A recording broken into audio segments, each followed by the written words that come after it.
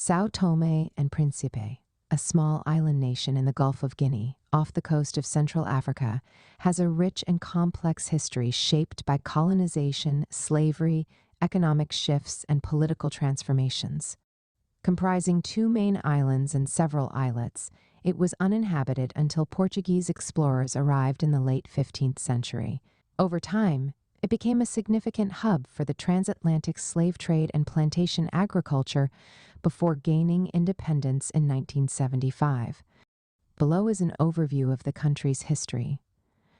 Early history and Portuguese colonization, 1470–1600s. Before the arrival of Europeans, the islands of São Tomé and Príncipe were uninhabited.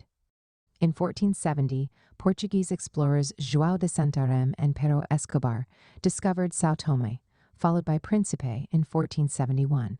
The Portuguese found the islands strategically important due to their location near the African coast and their potential for agriculture.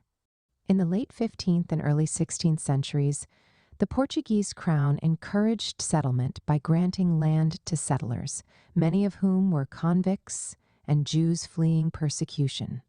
African slaves were brought in from the mainland to work on plantations growing sugarcane, which became the island's first major cash crop. São Tomé soon became one of the world's leading sugar producers, but competition from Brazil and the Caribbean in the 17th century led to a decline in sugar production. Slavery, sugar, and cocoa, 1600s–1800s. As the sugar industry declined, as the São Tomé and Príncipe's economy became increasingly dependent on the transatlantic slave trade. The islands served as an important transit point for enslaved Africans being shipped to the Americas. The harsh plantation system led to frequent revolts by enslaved people, including a major uprising in 1595 led by Ari Amador, an enslaved man who briefly established a maroon society before being captured and executed. By the 19th century, cocoa and coffee replaced sugar as the dominant crops. The Portuguese introduced cocoa in the 1820s, and by the early 20th century, São Tomé and Príncipe became one of the world's leading cocoa producers, earning the nickname Chocolate Islands.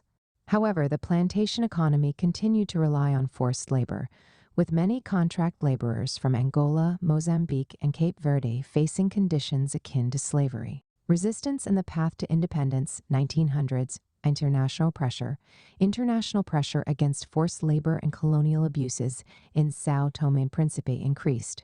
In 1909, journalist Henry Nevinson exposed the harsh conditions on cocoa plantations, leading to boycotts of São Tomé's cocoa by British chocolate companies.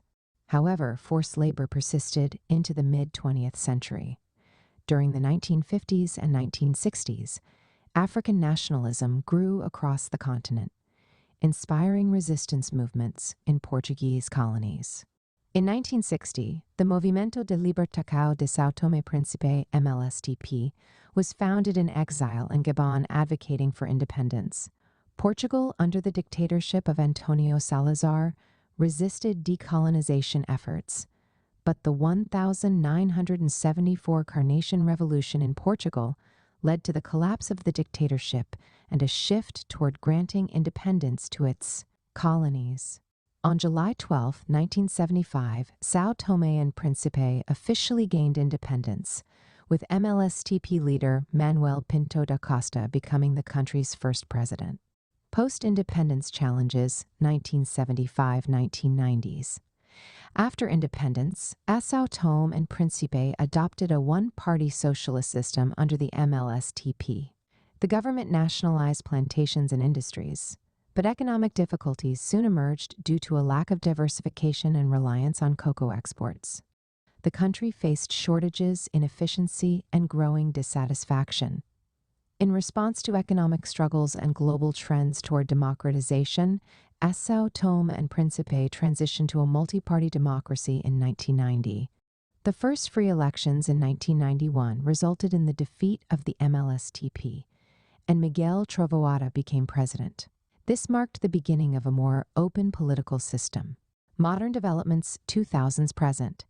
Since democratization, São Tomé and Príncipe has experienced relative political stability compared to many other African nations. Though it has faced challenges such as government corruption, economic difficulties, and occasional political tensions, the economy remains highly dependent on cocoa production, but there have been efforts to diversify through tourism, fishing, and potential offshore oil exploration.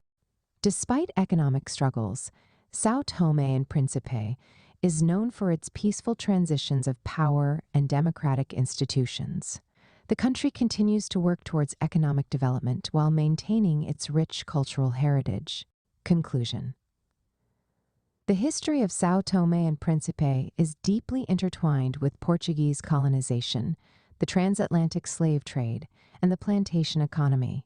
From being a major hub of sugar and cocoa production to gaining independence and transitioning into a democracy, the country has undergone significant transformations. Today, while it faces economic challenges, São Tomé and Príncipe stands out as a small but stable nation with a unique historical legacy in Africa. Kindly share this post if you find value in it. Thanks for your support.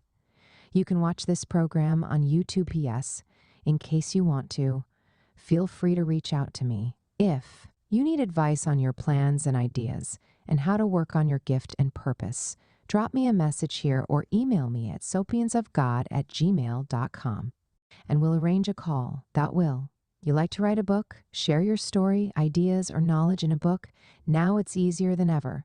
In 3 weeks, your book will be written and published. Send a message to bookmindsgmail.com.get.books on Amazon. Amazon Books, check out our website.